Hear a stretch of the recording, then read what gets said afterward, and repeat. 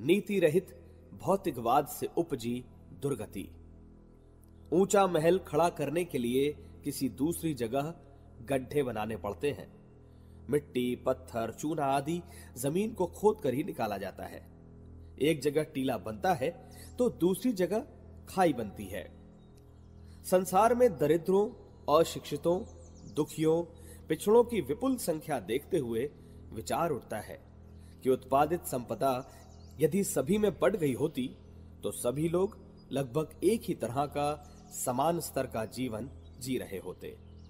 अभाव कृत्रिम है। वह मात्र एक ही कारण उत्पन्न हुआ है कि कुछ लोगों ने अधिक बटोरने की विज्ञान एवं प्रत्यक्षवाद की विनिर्मित मान्यता के अनुरूप यह उचित समझा है कि नीति, धर्म, कर्तव्य, सदाशयता, शालीनता, समता, परमार्थ, परायणता जैसे उन अनुबंधों को मानने से इनकार कर दिया जाए जो पिछली पीढ़ियों में आस्तिकता और धार्मिकता के आधार पर आवश्यक माने जाते थे। अब उन्हें प्रत्यक्षवाद ने अमान्य ठहरा दिया तो सामर्थ्यवानों को किस आधार पर मर्यादा में रहने के लिए समझाए? किस तर्क के आधार पर शालीनता और समता की नीति अपनाने के लिए बाधित करें? पशुओं को जब नीतिवान, परोपकारी बनाने के लिए बाधित नहीं किया जा सका तो बंदर की औलाद बताए गए मनुष्य को यह किस आधार पर समझाया जा सके कि उसे उपार्जन तो करना चाहिए पर उसको उपभोग में ही समाप्त नहीं कर देना चाहिए। सदुपयोग की उन परंपराओं को भी अपनाना चाहिए जो न्याय, औचित्य, सद्भाव एवं बांट कर खाने की नीति अपनाने की बात कहती है। यदि वह आध्यात्मवादी प्रचलन जीवित रहा होता तो प्रस्तुत भौतिकवादी प्रगति के आधार पर बढ़ते हुए साधनों का लाभ सभी को मिला होता। सभी सुखी एवं समुन्नत पाए जाते। न कोई अनीति बरतता और न ही किसी को उसे सहने के लिए विवश होना पड़ता। विज्ञान ने जहां एक से एक अद्भुत चमत्कारी साधन उत्पन्न किए वहां दूसरे हाथ से उन्हें छीन भी लिया। कुछ समर्थ लोग जन्नत का मजा लूटते और शेष सभी दोषारोपण की सड़न में सड़ते हुए न पाए जाते। विज्ञान के साथ सद्ज्ञान का समावेश ही यदि रह सका होता, भौतिक और आत्मिक सिद्धांतों पर आधारित प्रगति सामने होती और उसका लाभ हर किसी को समान रूप से मिल सका होता, पर क्या किया जाए? भौतिक विज्ञान जहां शक्ति और सुविधा प्रदान करता हो, वहीं प्रत्यक्षवादी मान्यताएं नीति, धर्म, संयम, स्नेह, कर्तव्य आदि को झुठला भी देता है। ऐसी दशा में उद्दंडता अपनाए हुए समर्थ का दैत्य दानव बन जाना स्वाभाविक है। उनका बढ़ता वर्चस्व उन दुर्बलों का शोषण करेगा ही जिन्हें प्रकृति ने बहुलता से पैदा करके समर्थों को उदार बनने एवं ऊंचा उठाने का श्रेय देने के लिए पैदा किया है। तथा कथित प्रकृति ने इसी नीतिमत्ता का बोलबाला होते देखने की स्थिति पैदा कर दी है। उदाहरण के लिए प्रकृति के नाम पर हस्तगत हुई उपलब्धियों को चकाचौंध में नहीं, उनकी वस्तु स्थिति में खुली आंखों से देखा जा सकता है।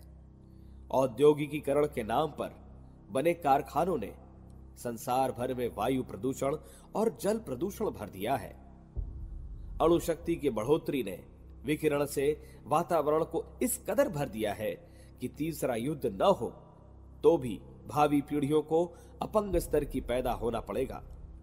ऊर्जा के अत्यधिक उपयोग ने संसार का तापमान इतना बढ़ा दिया है कि हिम प्रदेश पिघल जाने पर, समुद्रों में बाढ़ आने और ओजोन नाम से जानी जाने वाली पृथ्वी की कवच फट जाने पर ब्राह्मणीय किरणें धरती की समृद्धि को भून कर रख सकती है। रासायनिक खाद और कीटनाशक मिलकर पृथ्वी की उर्वरता को विषाक्तता में बदलकर रखे दे रहे हैं। खनिजों का उत्खनन जिस तेजी से हो रहा है, उसे देखते हुए लगता है कि कुछ ही दशाब्दियों में धातुओं का, खनिज तेलों का भंडार समाप्त हो जाएगा। बढ़ते हुए कोलाहल से तो व्यक्ति और पगलाने लगेंगे।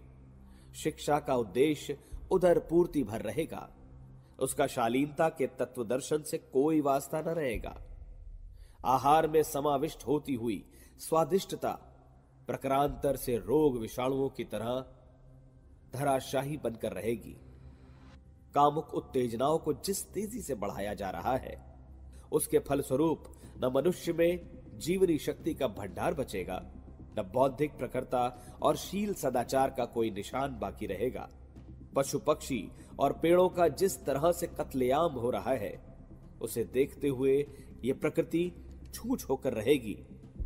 नीरसता, निष्ठुरता, निरशंसता, निकृष्टता के अतिरिक्त और कुछ पारस्परिक व्यवहार में कोई ऊंचाई शायद ही दिख पड़े।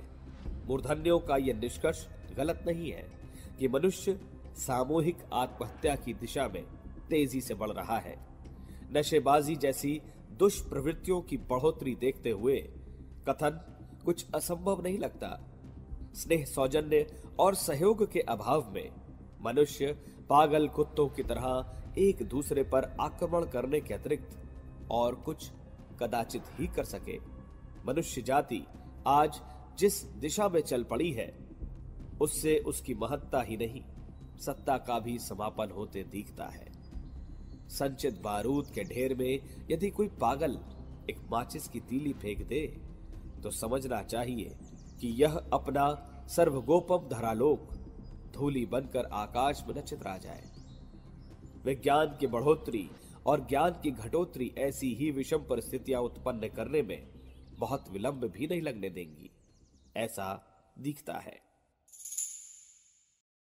हमारे YouTube चैनल शांति कुंज वीडियो गायत्री परिवार को सब्सक्राइब करें एवं बेल आइकन जरूर दबाएं ताकि गायत्री परिवार की विभिन्न गतिविधियों की जानकारी आपको मिलती रहे।